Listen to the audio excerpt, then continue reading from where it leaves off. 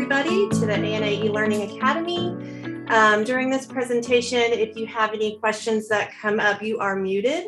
So if you'll just type them into the bottom under the Q&A or the chat, and I can get those questions to Doug at the end. Doug, is that when you want them? Yeah, that'd be great.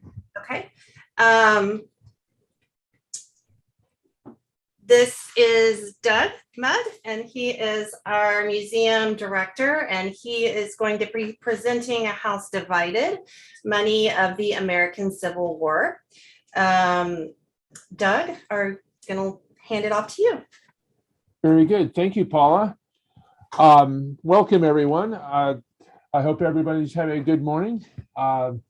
Today, we're going to talk about A House Divided, Money of the American Civil War. It's based on an exhibit that we did a few years ago and tells the story about the financial background of the Civil War. Just a second, my screen is not advancing. There we go. So the Civil War was a pivotal period in American history. American politics, society, economics, and the military changed in drastic ways as the nation was convulsed by a fratricidal bloodbath on a scale never before seen in North America. It was a major changing point in our history. The numismatic history of the period is equally dramatic as the nation moved from a laissez-faire monetary system based on bullion coinage, silver and gold coinage with copper subsidiary coinage, and state-backed privately issued paper currency, which was what we know as the obsolete notes, to a centrally controlled system based on paper money issued by federally regulated national banks, supplemented by federal paper currency and coinage. So this is a huge change. This changeover was required by the need to pay and equip the huge armies required to fight the war on both sides. Both the North and the South issued huge amounts of paper money to pay for the war, as had happened in the previous couple hundred years in Europe and in the US, including the Revolutionary War. But for the North, this was the first mass issue of government-backed currency in the US since the War of 1812. For the Confederate states, the problem was more acute than it was in the North. None of the states rich in gold or silver had joined the Confederacy, and the Southern banking system was relatively underdeveloped. The Southern economy was almost exclusively based on cash crop agriculture, leaving the Confederacy highly dependent on trade to obtain money to purchase manufactured goods it would need to fight the war. Well, financing a war has always presented problems for governments. The stress of feeding, paying, equipping, housing, and training soldiers presents challenges well beyond the normal capacity for authorities to handle, especially when you've got huge numbers of soldiers being recruited and being taken out of the economy from factories, and more importantly for the Civil War period, from the agricultural scene. This is especially true of civil wars. Individuals are forced to decide where their loyalties lie, and their decisions can be critical to the success of one or another in the conflict, one side or the other in the conflict. Both the federal and the new Confederate governments realized that extraordinary efforts would have to be made in order to raise funds to support the armies they needed after it became clear that the war would not end quickly. This was not a war that was going to end by Christmas. The federal financial system before the war was in its infancy, but the northern states were well endowed with banks and experienced large-scale financiers, as well as an established treasury and tariff system, something the Confederacy did not have. They had to build it from scratch. This was in stark contrast to the southern states, which though they did have banks and financiers, they were not on the same scale as the northern situation. Now, their industry obviously was much less developed because it was based on trade with the North, sending their goods to the North or sending them abroad as exports. The North entered the Civil War with several institutional advantages over the South, including an established treasury and tariff structure and a well-developed industrial sector. Customs duties and tariffs, the major revenue sources of the pre-war federal government, amounted only to about $75 million annually, a tiny portion of the amount needed for the war, which grew to over 2 million per day in its later stages.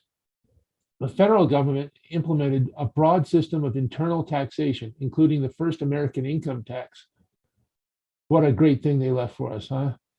These taxes provided an additional source of income. The North raised 21% of its war revenue through taxation, as opposed to the South, which was only able to raise 5% through internal taxation. This tax revenue shielded the northern economy, shielded the northern economy from inflation. Despite an additional $150 million in greenback issues and much larger issues later, the northern inflation rate reached only 80% for its paper currency, which is comparable with the domestic inflation rates experienced in World War I and II. Taxes were placed on almost everything, including liquor, tobacco, playing cards, carriages, yachts, billiard tables, jewelry, patent medicines, and newspaper advertisements, which is sort of ironic because taxes of that sort were one of the direct causes of the American Revolution, when Parliament attempted to add taxes to the colonies in order for the colonies to pay for themselves. The fact that the system of greenbacks was as successful as it was became the marker for how finances would be organized in the future for World War I and World War II. Now, the income tax was at a flat 3% rate on annual incomes over $800, which exempted almost all wage earners, because $800 was a significant amount of money for an annual wage. This started in 1862. The Internal Revenue Act, slightly later in 1862, expanded the original act by adding graduations. It imposed a 3% rate on incomes between $600 and $10,000, and a 5% rate on those over $10,000. The cost of the war forced further tax increases in 1864 to a maximum of 10% for the highest incomes, eventually contributing $61 million to the war effort in 1865.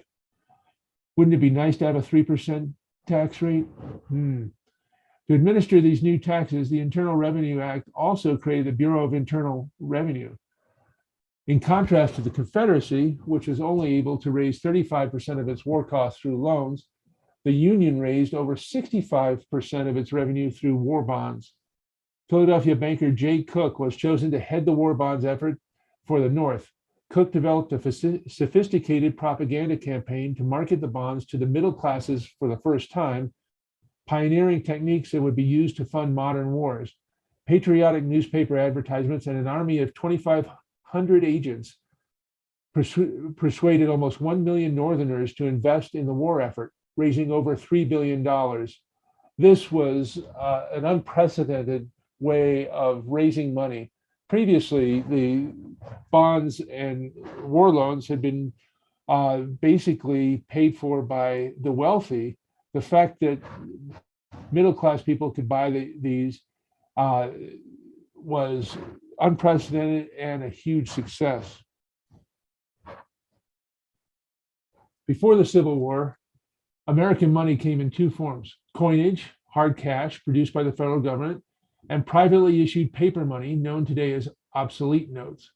US coinage was, with the exception of the cent, made from either gold or silver and contained nearly its face value in precious metal and was the legal tender currency of the nation.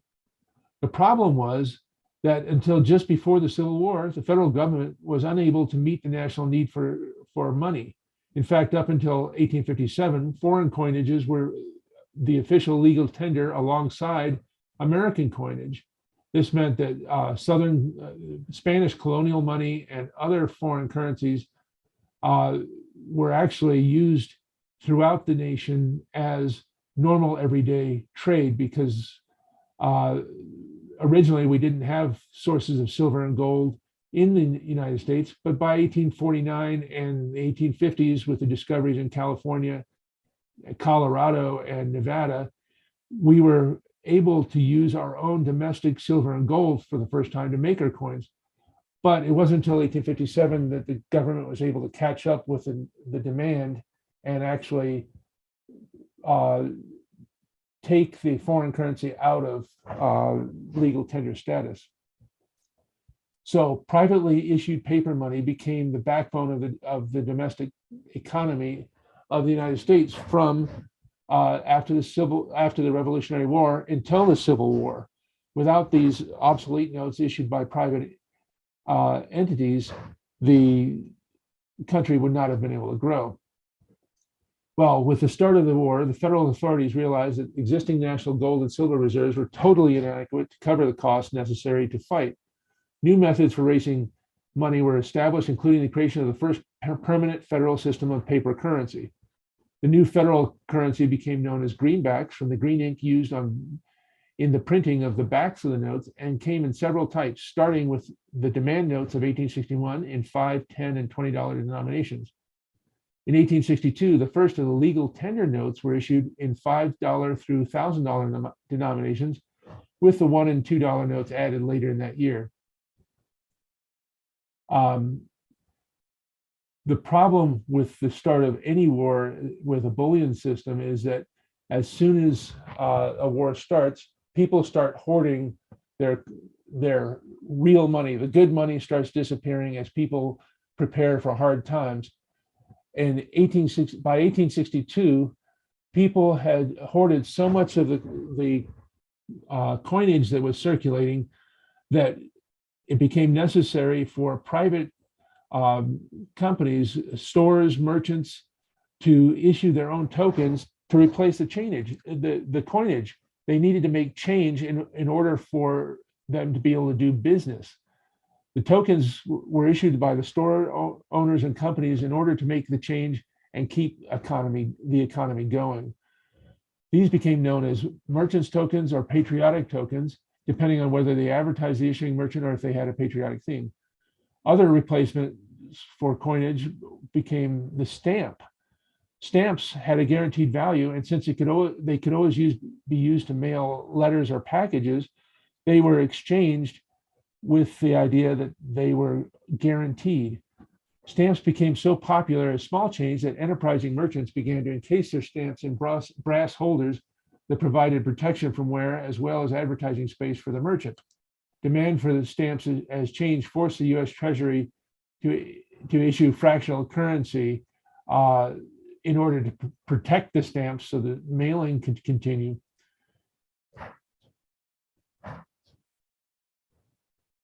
So before and during the Civil War, all coins except the cent were made from silver or gold in the United States. So the 3, 5, 10, 25, 50 cent coins were all silver.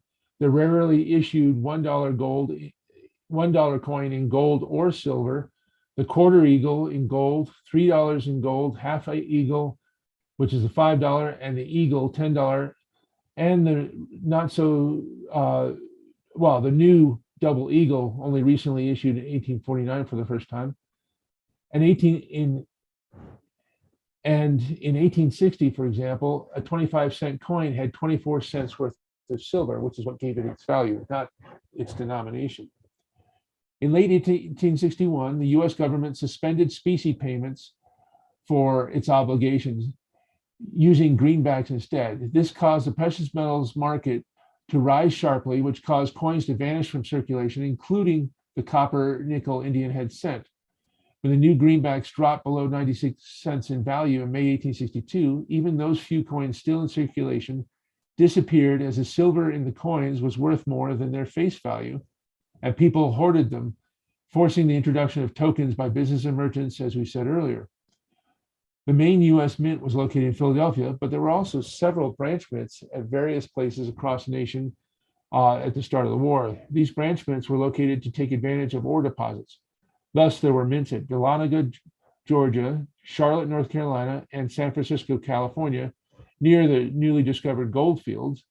And New Orleans was also a branch mint because it was the trade hub for the southwestern states, and its location along the Mississippi River meant that it had access to the tributaries in the interior, going all the way up to Missouri, Ohio, and all the other states that bordered on the major rivers that connected to the Mississippi.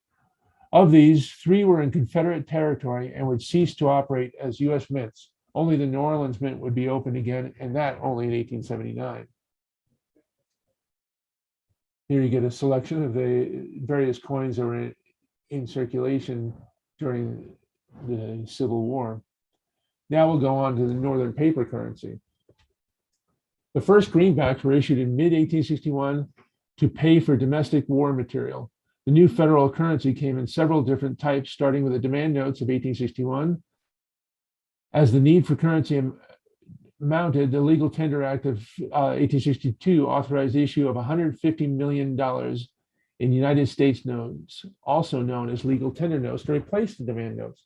The reason why they needed to replace the demand notes, was because they were backed by gold and silver, so you could actually use them on demand. They were made to be used so that you could ask for silver or gold coins on demand.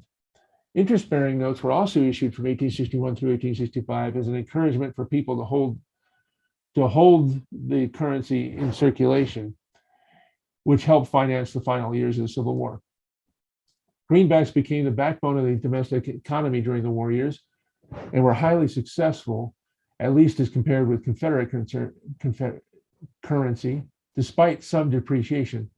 What made the greenbacks work was their convertibility into US bonds, which paid interest in gold, thus making it very lucrative for investors to buy bonds and depreciated greenbacks at face value. This was a key element that made the war effort and the success of greenbacks possible. The idea that you could actually buy government bonds with depreciated paper currency at full value, and those bonds paid in interest in gold, was a huge deal. So wealthy investors accumulated as many of the greenbacks as they could in order to buy the bonds at a discount when the legal tender was at a low rate, as did the middle classes. This made sure that there was a demand for the legal tender notes, and they became not just used for buying bonds, but also throughout the economy. Although demand notes were no longer printed after 1862, they are still valid today, redeemable in current cash at face value. This is a huge deal, because this is basically, these are the first permanent notes. Of course, you'd be nuts now to change a $10 demand note of 1861 in for $10, but technically the Treasury would be required to do so.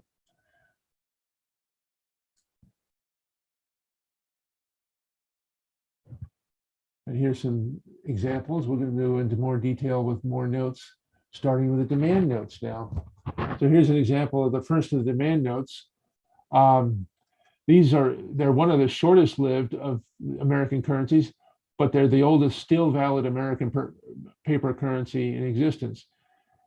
They were the first regular non-emergency series of paper currency to be issued for circulation by the United States, and they were also the first notes to be known as greenbacks because of the green ink.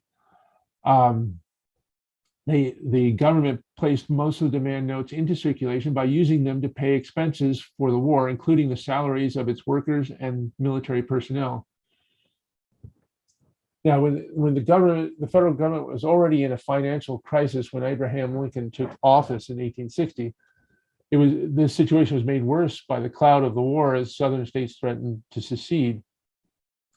Lincoln and his cabinet, including Salmon P. Chase, Secretary of the Treasury, searched for means to raise money to keep the government going. The foundation of the monetary system, gold and silver coinage, despite the prodigious amount of output from the Western mines, could not possibly meet the needs of the looming war. With the fall of Fort Sumter, Congress authorized the issue of the first $50 million in non-interest bearing Treasury notes payable on demand. These are the demand notes. They were intended as a temporary stopgap to meet the initial costs of raising the new armies necessary to fight the war, including all the attendant costs for paying, equipping, housing, and feeding the new troops. Demand notes ended up forming the transition between the older interest-bearing treasury notes, which the government had used during the War of 1812 and the Mexican-American War, and the new types of currency that were developed subsequently during the Civil War. The promise to pay on demand for gold and silver coinage was a new obligation for treasury notes, though familiar from the old obsolete private banknotes, that allowed them to be used as currency to pay creditors directly within the existing legal structure. The Act of August 5th, 1861 allowed for demand notes to be issued in denominations of not less than $5. These notes were redeemable and at places where the treasurer's office existed. So the assistant treasurer's office at Philadelphia, Boston, New York, and St. Louis, or the bullion depository in Cincinnati. Under this act, demand notes did not need to carry the seal of the United States and were to be receivable in payment of all public dues, which was an important factor in their eventual redemption.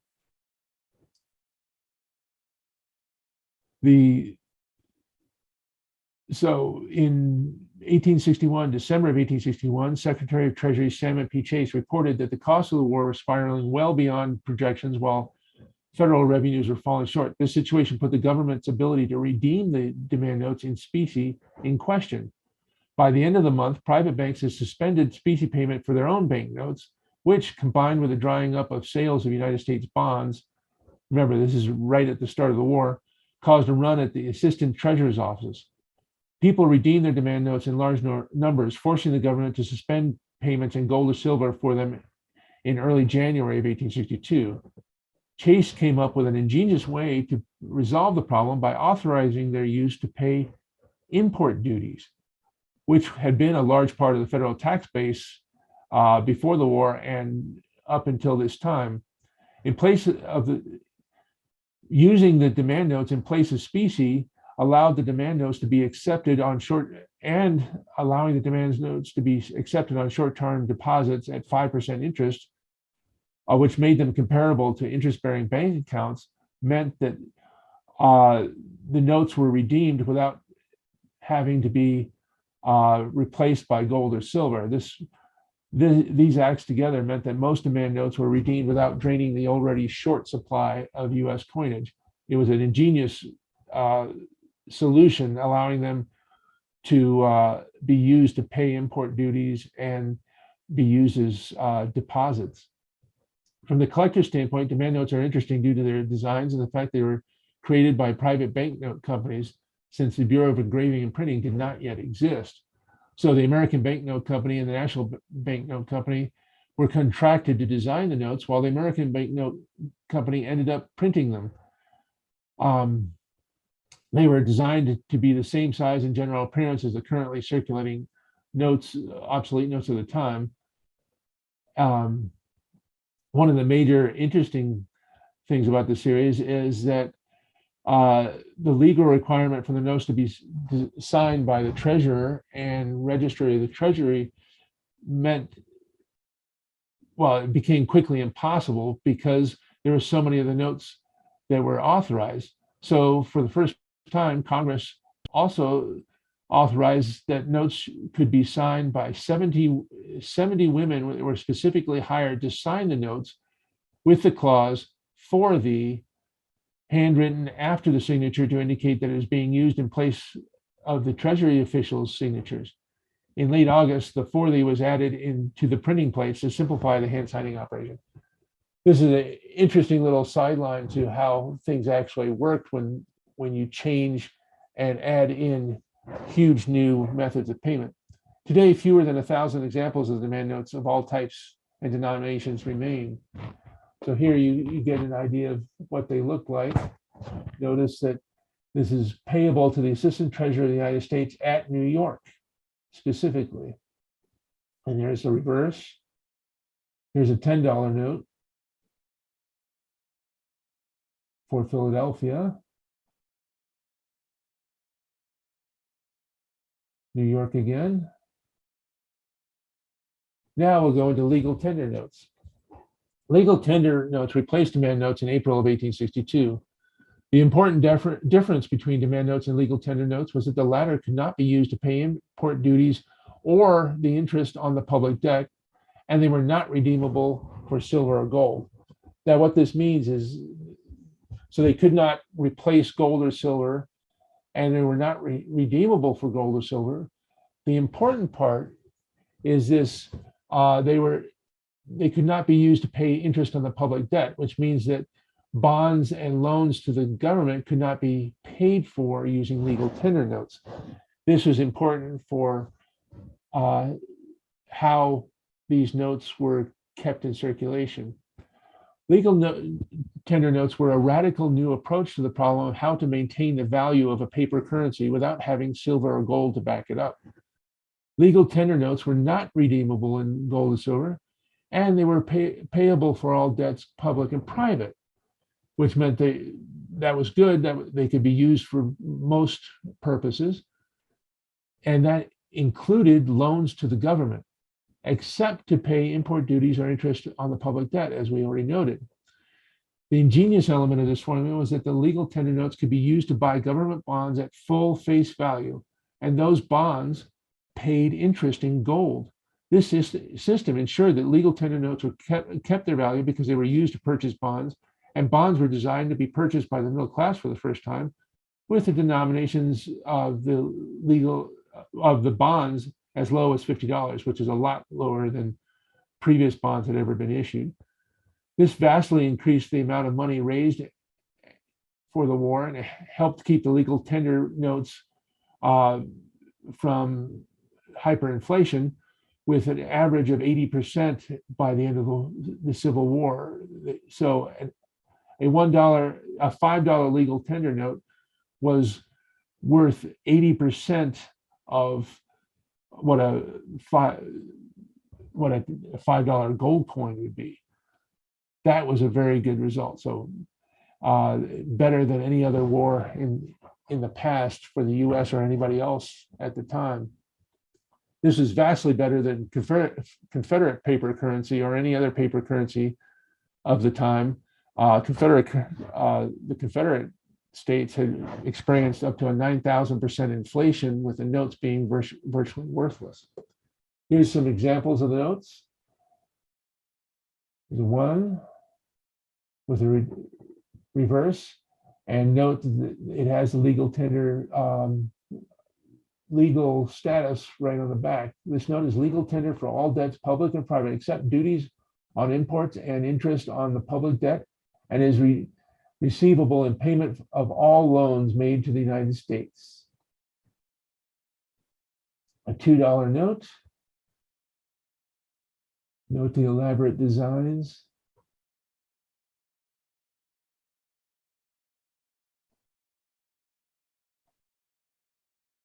And you can see they change only a little bit over time. One of the neat things is the elaborate signatures of some of the officials, including Spinner, the treasurer. This gives you an idea of the different denominations that are out there.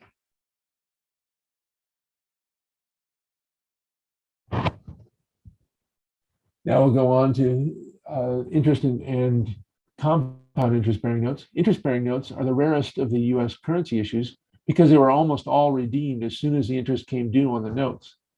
They were produced in order to encourage circulation of the paper currency in 1, 2, and 3-year interest periods. The 1 and 2-year notes were issued at 5% per year. The 3-year notes paid interest at 7 3/10%. And here you can see an example.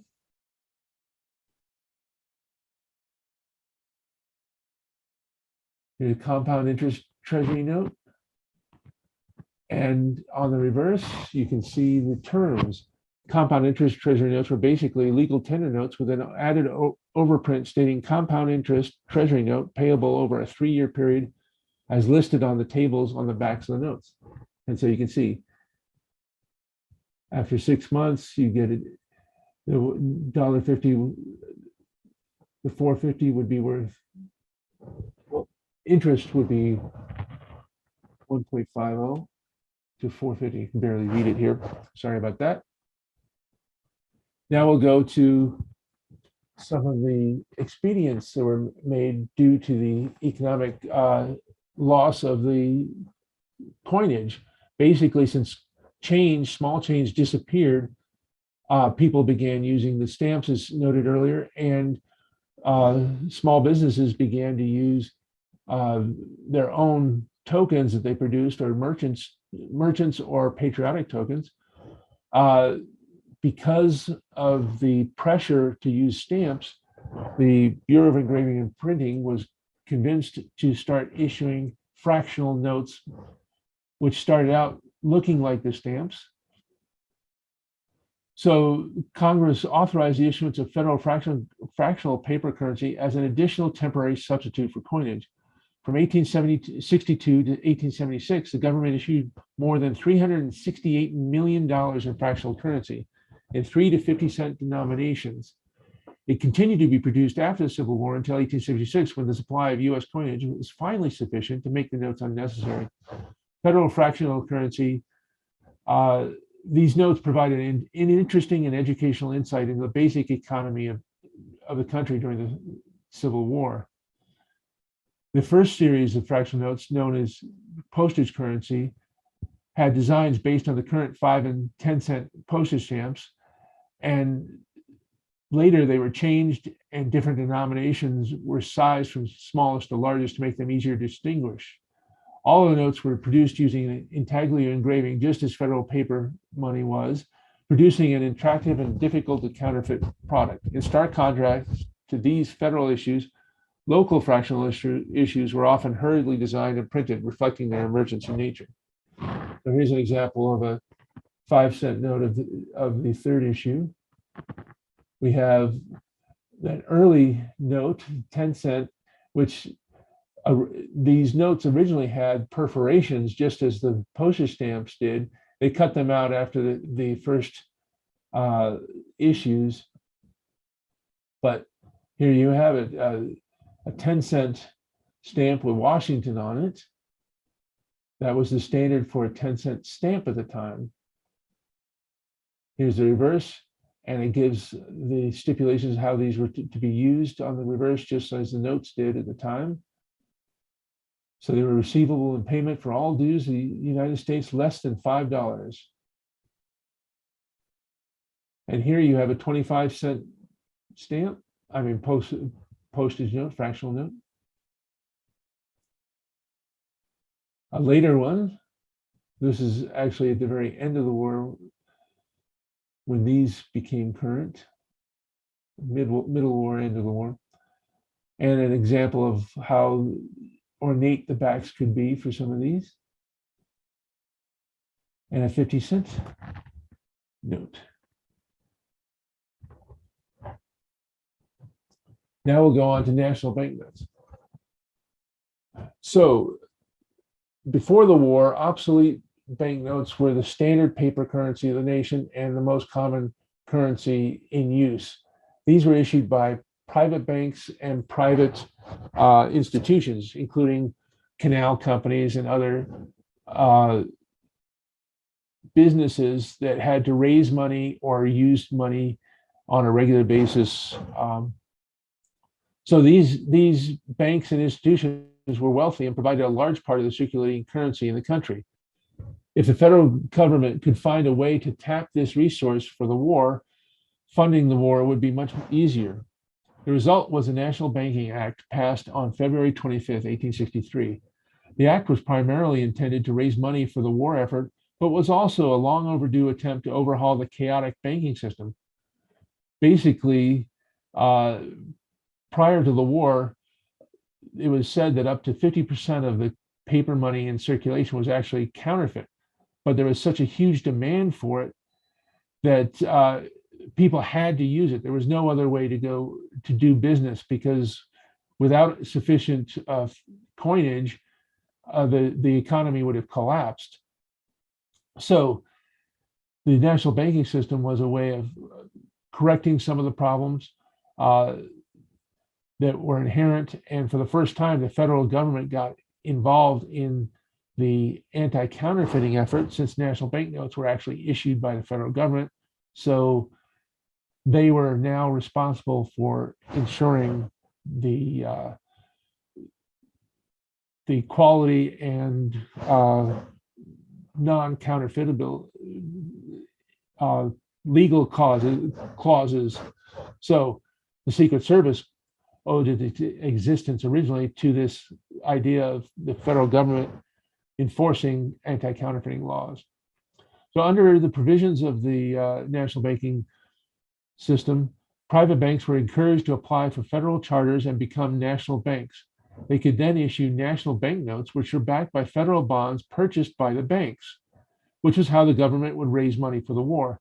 Banks could issue notes for up to 90% of the value of the government bonds they held, and because the notes were backed by government bonds, the banks could add national to their name. The notes would then potentially be more stable than their old private issues. In essence, this was sort of an early form of the FDIC, since the banks had to have these government bonds in order to issue notes. If the banks went into receivership, if they went out of business, the bonds would be used to, since they would not be threatened by the demise of the banks, they would still exist and be used to pay off the debtors of the banks, which created a form of insurance for your deposits. Each bank charter would run for a renewable period of 20 years. This was not enough to encourage many banks to join the new system. Only 179 joined in the first year, so the federal government added teeth to the law by placing a 10% tax on state chartered banknotes starting on March 3rd, 1865.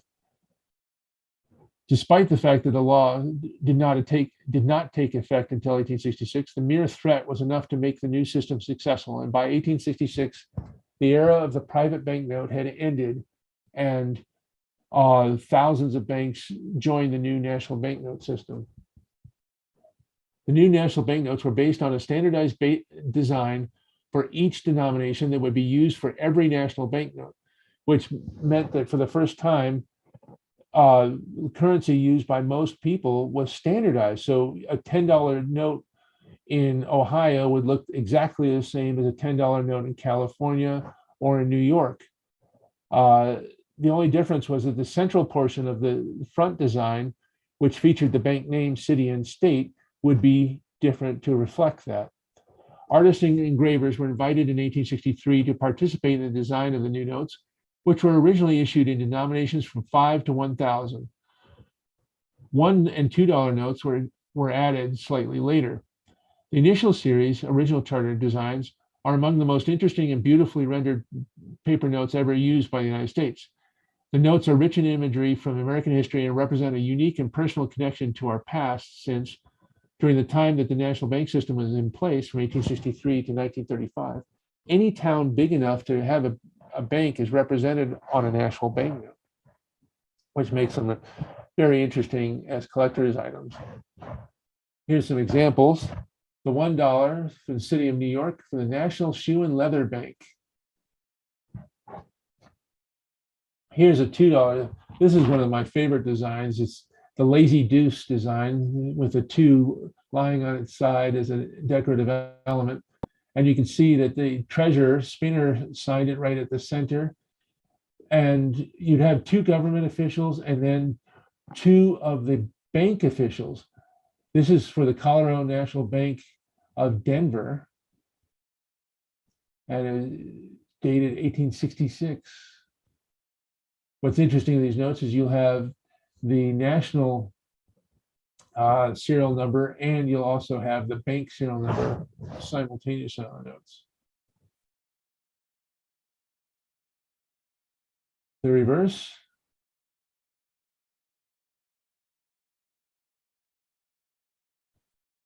So these notes all are replete with history. So Columbus discovering the New World and landing on the shores, for example. $5 note. The Farmers and Mechanics National Bank of Georgetown.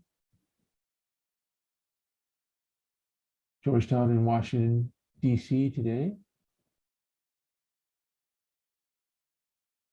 So an interesting series. Pocahontas being baptized. Then we'll move on to Confederate finances.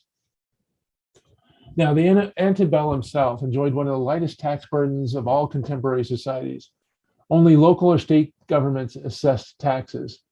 The newly created Confederate government had to build a bureaucratic infrastructure to levy or collect internal taxes from scratch, a process that was made more difficult since money was relatively scarce in the primarily rural South, where much of small business was done through barter and ledgers of account. Now, this was a huge extra burden when you consider that their first and most necessary need was to build an army to defend themselves, to make their stand for independence take hold. Land and slaves comprised most of Southern capital. Cash in the form of coins or paper currency was hard to come by, making taxes difficult to collect. The Confederate Congress enacted a tariff in 1861, but it contributed only $3.5 million over the next 4 years. A direct tax on real and personal property was also unsuccessful because the Confederate government was forced to rely on the individual states to collect the tax. Most states refused, preferring to meet their national obligations by borrowing money or printing state notes to cover it. So that was the conundrum. The war was in part fought over the idea of states' rights, that the federal government and the states, the federal government did not have complete control of the states. The states had the right to secede from the Union, for example, but this made it very hard to fight a war when they were so jealous of their rights that they didn't want to give up rights to fight the war to the Central Confederate Congress. This was a handicap that the Confederate government never really overcame and was a major factor in their inability to create a stable currency and a stable financial system. The Confederate administration, after trying to get the states to give them the right to tax directly, next turned to loans to finance the war. Riding a wave of patriotic enthusiasm, the Treasury was able to raise $15 million with their first bond issue. The second issue, however, consisting of $100 million in 8% yield bonds, sold slowly. Few Southerners had the cash to purchase them, and the 12% inflation rate threatened to negate any real financial return. In the end, the Confederate government created 75% of its total revenue from Treasury notes, less than 25% from bonds, and under 2% from taxes. The foundation of Confederate war financing thus consisted of over $1.5 billion in paper that were backed by a promise to pay in specie 2 years after the end of the war. Obviously, that meant a successful conclusion of the war. The government relied on public confidence in the Confederacy's survival to ensure that the currency kept its value. After 1861, the notes began depreciating before the ink had even had a chance to dry. Poorly printed and easily counterfeited state, county, and city notes also circulated widely, making matters worse.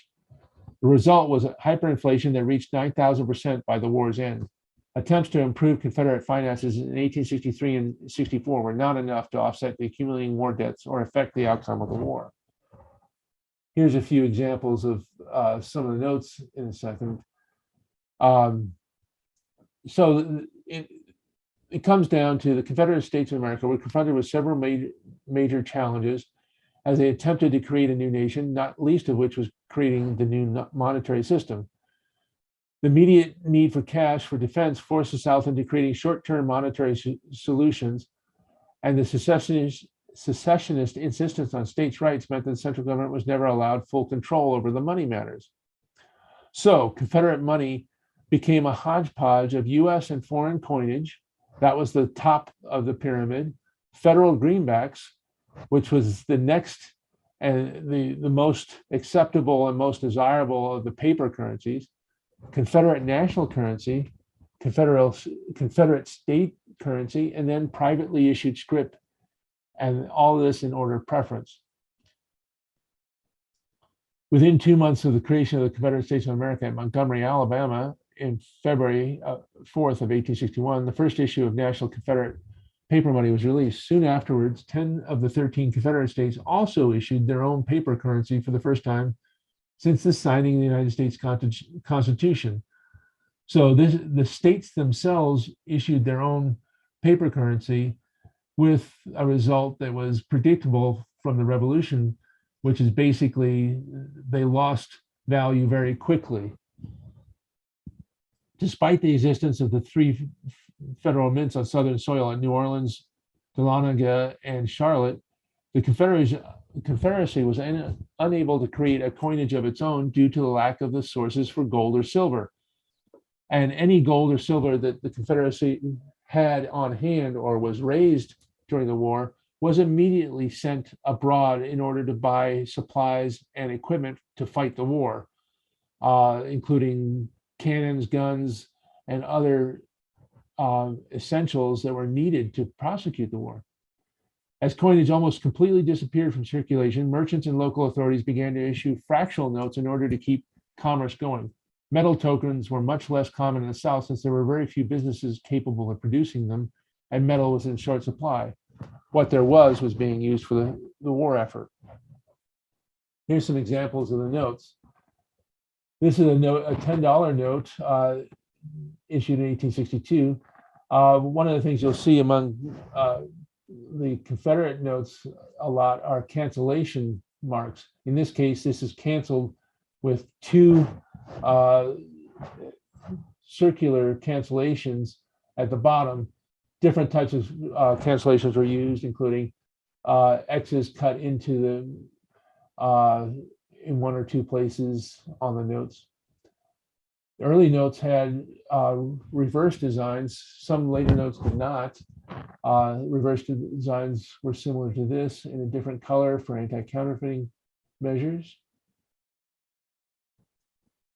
Here's a nice 1861, early 1861 note, September of 1861, a $20 Confederate States of America.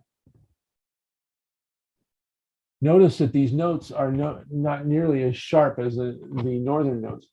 That's because the printing facilities that the South had available did not have the capability of doing steel plate or copper plate engraving except in New Orleans. So there was a very small ability to do that, not enough to meet the demand. So they used lithography, which is a form of using special stone plates. The problem with those plates is that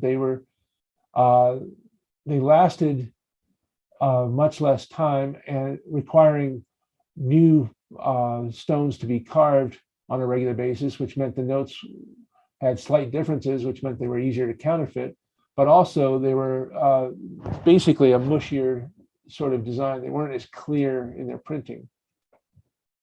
And you can see it from looking at the notes. Oops, sorry about that. That was the wrong order.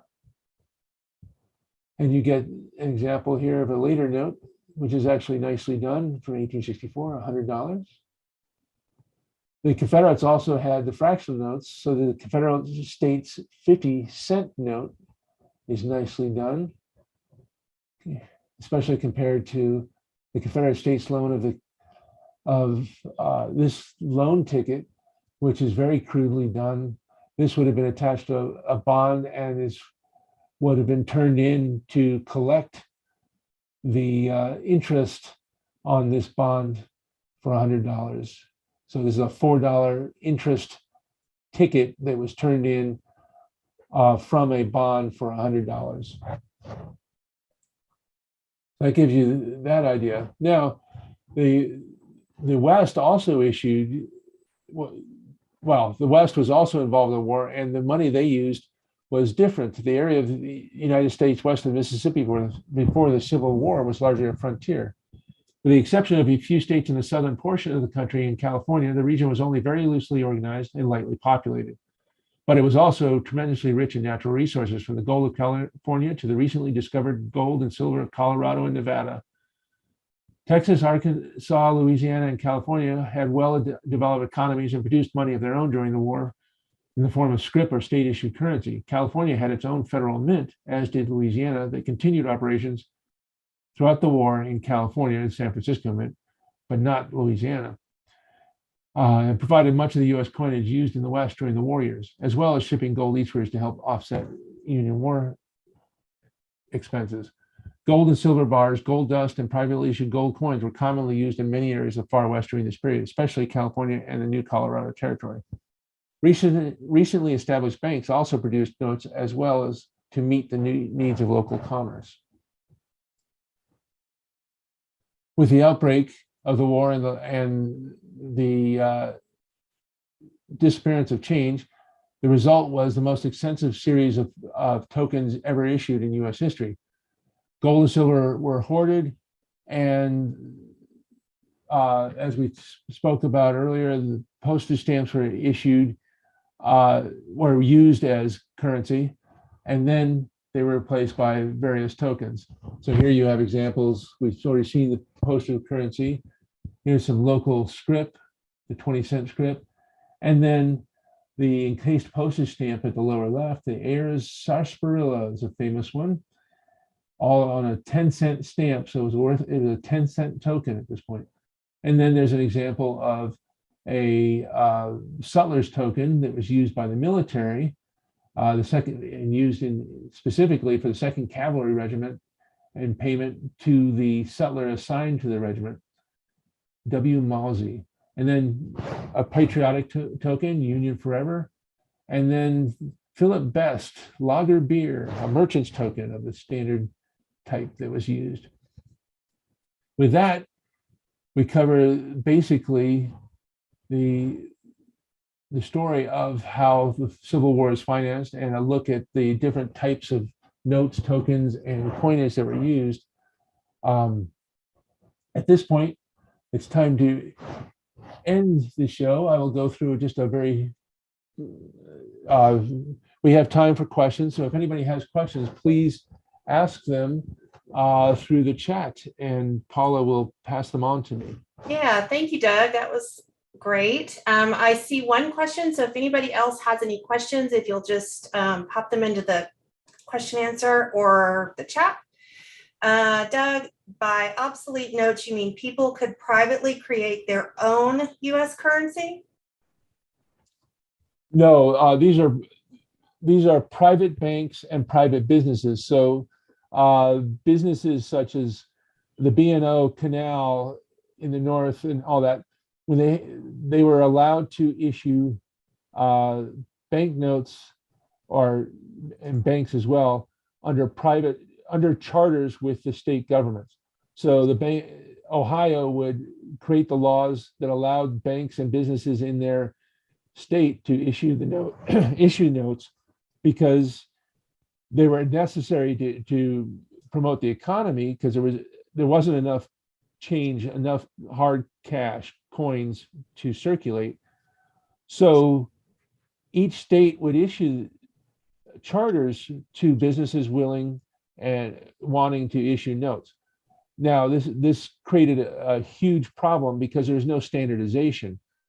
These banks could issue notes of any denomination they wanted with any designs, and including, designs that would be designed for anti-counterfeiting purposes with pictures and elements, but they might have a picture of their family, their wife would appear, or a picture of the bank president, or all sorts of other interesting scenes, anything from the westward movement to milkmaids and trains and all sorts of things. So it's a wonderful series, but because there were so many notes being issued by so many different banks, they were also very easily counterfeitable. Great, thank you, Doug. Zachary Todd had a question: how long did charter notes last? Charter notes, I think you mean charters for the national banknotes. If that's what you mean, charters were set up for 20 years. essentially what that was banks that wanted to be national banks would sign up with the federal government, with the Treasury. They would pay the $100,000. They would purchase $100,000 bonds in bonds, and they would be given a charter for 20 years. Once that charter expired, if the bank was still in existence, they would re-sign up and get a new charter. That was designed basically to maintain some control over the national banks, and also became a way for them to change the designs to keep track of different charter periods. Great. If that's all the questions that I've seen, if nobody else has any questions, we will go ahead and wrap up. Thank you again, Doug, and thank you for those of you that are on learning with us today. Keep an eye out for more that will be coming in the end of the month in August. So thank you, Doug. Thank you, everyone. Have a good day.